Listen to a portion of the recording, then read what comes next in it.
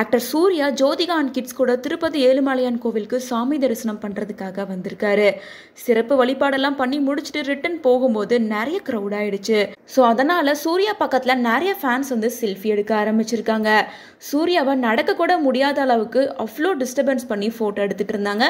ஒவ்வொரு டைமும் செல்ஃபி எடுக்கும் போது சூர்யா முடிஞ்ச அளவுக்கு கண்ட்ரோல் பண்ணிட்டே இருந்தாரு. ஒரு கட்டத்துக்கு மேல தன்னோட ஃபேமிலி சஃபர் ஆகுறாங்க அப்படின்றனால கடுப்பாயிட்டாரு. போதும், இதுக்கப்புறம் செல்ஃபி எடுக்காதீங்க, நிறையவே எடுத்துட்டீங்க, நாங்கள் சாமி கும்பிட தான் வந்திருக்கோம், எங்கள் ஃபேமிலியை டிஸ்டர்ப் பண்ணாதீங்க அப்படின்ற மாதிரி ரொம்பவே கோவமாக பேசியிருப்பாரு. அதில் தியா ரொம்பவே பயந்து போயிட்டாங்க.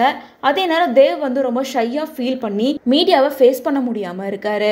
இன்னொரு பக்கம் ஜோதிகா இது எல்லாத்தையும் மேனேஜ் பண்ணுற மாதிரி ஸ்மைல் பண்ணிட்டு அங்கேருந்து கிட்ஸை கூட்டிகிட்டு போயிட்டு இருக்காங்க. அதனால பவுன்சர்ஸை வர வச்சு தன்னோட ஃபேமிலியை சேஃப்டியாக கூட்டிகிட்டு போகணும் அப்படிங்கிறதுக்காக வர வச்சிருக்காரு.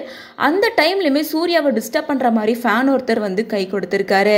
அந்த டைம்ல அவங்கள பார்த்து தியா ரொம்ப பயந்து போயிட்டாங்க. இதனால கடுப்பான சூர்யா அந்த ஃபேனோட கையை பிடிச்சு இழுத்து விட்டுட்டாரு. அதுக்கப்புறமா பவுன்சர்ஸோட ஹெல்ப்போட அங்க இருந்து சீக்கிரமா ஃபேமிலியை கூட்டிட்டு கிளம்பிட்டாரு.